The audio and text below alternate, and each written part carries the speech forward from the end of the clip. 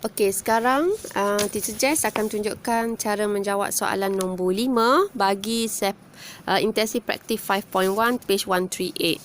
Okey, so jom kita tengok soalan nombor 5 kita. Okey, given that Sn, okey, total sum lah ni. Okey, n sebutan adalah 2m square minus 5n. So, 3 question here, A, B, C. A, the first term. B, find the 9th term, and C, find the sum of the 4th term to the 8th term. So, jom kita jawab A dulu. Okay. So, given. Dia dah bagi dah, maksud kita kena gunalah. Okay. Kita nak apa sekarang? Okay, kita nak first term kan? First term. Okay, so apa maksud first term? Maksudnya kena cari A lah. Betul tak? A ni siapa? T1. Ini bermaksud N kita satu. So, terus je lah masuk S1 sama dengan 2 darab 1 kuasa 2 tolak 5 darab 1. Okey.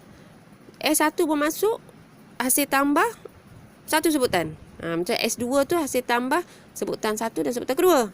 So, T1 juga adalah bersamaan dengan S1 lah. Sebab dia seorang dia je. Okay, so ni kalau kita tengok, kita dapat 1 kuasa 2, 1, 2.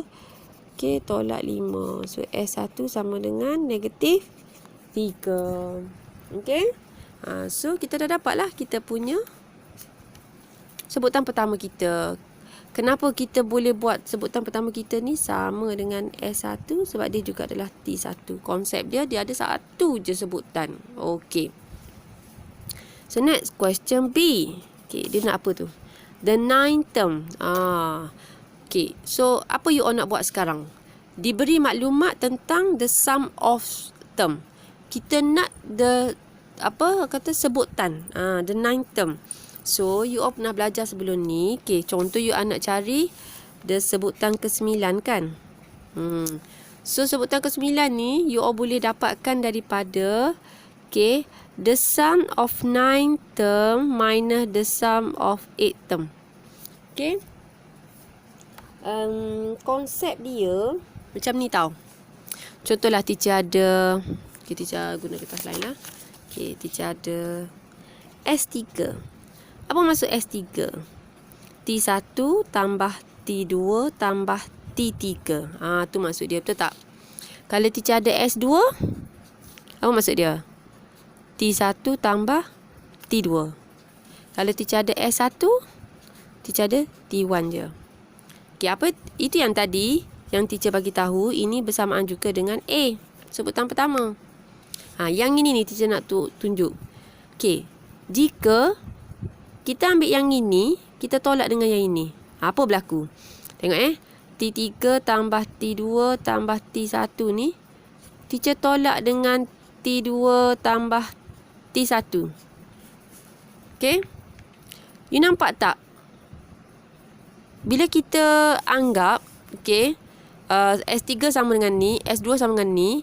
So, katakanlah sekarang kita buat S3 tolak S2. Apa berlaku? Okay, bermaksud T3 tambah T2 tambah T1 ni tolak T2 tambah T1. Sama je lah kan, yang mana dulu kita tambahkan. Okay. T2 tolak T2. Betul tak? T1 tolak T1. Okay, so tinggal siapa sekarang? The one and only T3. Sebab tu lah kita boleh ungkapkan, okay, nak cari sebutan yang ketiga, tapi kita tidak ada maklumat tentang sequence, kita hanya ada maklumat tentang the sum of a term. Kita boleh guna maklumat tersebut untuk dapatkan sebutan. Jadi nak cari T3 adalah S3 tolak S2. So, daripada sini, apa yang teacher nak jawab soalan tadi, teacher nak cari T9, sebutan yang ke-9. That's why teacher buat S9 tolak S8. So, boleh cari tak S9 S8? Boleh, sebab dia bagi formula kita S. Okay. So, kita ganti je lah. Okay, bila S9 tolak S8 ni, okay, ini akan dapat T9 kan? So, ini jadi 2 darab 9 kuasa 2 tolak 5 darab 9. Okay, boleh? Tolak dengan 2 darab 8 kuasa 2 tolak 5 darab 8. Tu maksud dia akan dapat T9 nanti. So, kat sini bila you kira, you akan dapat okay, ini you akan dapat 117. 117 Okey, yang ni akan dapat 88. So, jawapan you akan dapat nanti 29. Betul ke? Okey, cuba kira. So, kita dapatlah sebutan yang ke-9 kita sekarang adalah 29. Okey, so kita ada satu lagi. Part C. Okey. Boleh yang ini? Kita ulang balik. Macam mana nak cari satu sebutan jika diberi maklumat hanya melibatkan hasil tambah sebutan sahaja? Boleh. Di mana sebutan ke-9 adalah hasil tambah 9 sebutan tolak dengan previous dia hasil tambah 8 sebutan. Okey. Sekarang kita nak jawab soalan part C. Okey, apa maklumat part C kita? Ni. The sum of the fourth term to the eighth term. Okey. So maksudnya kita nak contohlah T1, T2, T3. Okey, dia tak ada bagi kan siapa sebutan pertama, kedua, ketiga. Jadi teacher tak tahu. Teacher tak boleh nak tulis dia punya sekuen, tapi teacher boleh gunakan simbol lah. Maksudnya macam ni lah. T4, T5, T6, T7, T8. Okey. So sekarang soalan ni nak the sum to fourth term to eighth term. Maksudnya dia nak yang ni je. Yang ni je dia nak tahu. Kalau tambah ni dapat berapa. So macam mana kita nak kira? So kita boleh kira berdasarkan kalau kita nak cari sesuatu hasil tambah, bukan semua sebutan. Sebahagian sahaja. Cuba kita faham konsep. Kalau teacher cari bermula daripada T1 hingga T8. Bermula daripada T1 hingga T8.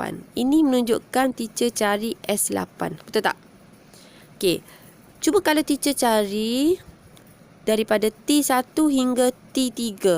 Ini bermaksud teacher cari S3. Betul? Soalan dia nak T4 hingga T8. Jadi, kita boleh andaikan, hasil tambah, sum daripada T4 hingga ke T8 ni, ni sum, teacher boleh guna konsep S8 tolak S3. Betul tak? Kan? Kita ambil semua ni, kita tolak dengan yang ini. So, dapatlah yang kita nak ni. Macam tu. So, S8 kita berapa? Tadi kan dia dah bagi kan formula asal dia. Yang mana? Ni. So, kita guna je lah. Sebab ini dalam soalan yang sama lagi. So, dia akan jadi 2 8 kuasa 2 tolak dengan 5 darab dengan 8. Ini S8 tolak dengan S3 2 3 kuasa 2 tolak 5 darab 3. Maksudnya kita jadi macam tu lah pengiraan kita. Ini S3. S3. So, bila you tekan kalkulator ni, you akan dapat you punya S8 you adalah 88, S3 you adalah 3. So, jadi jawapan dia 85. Maka dapatlah hasil tambah bagi T4 to T8 adalah 85. Boleh faham? Teacher ulang balik untuk soalan part C. Dia minta kita cari hasil tambah bagi sebutan ke-4 hingga ke-8 sahaja. So, konsep dia teacher ambil formula hasil tambah S8 ni tolak dengan hasil tambah S3. Ni konsep dia. So, jawapan asal last kita akan dapat 85. Thank you.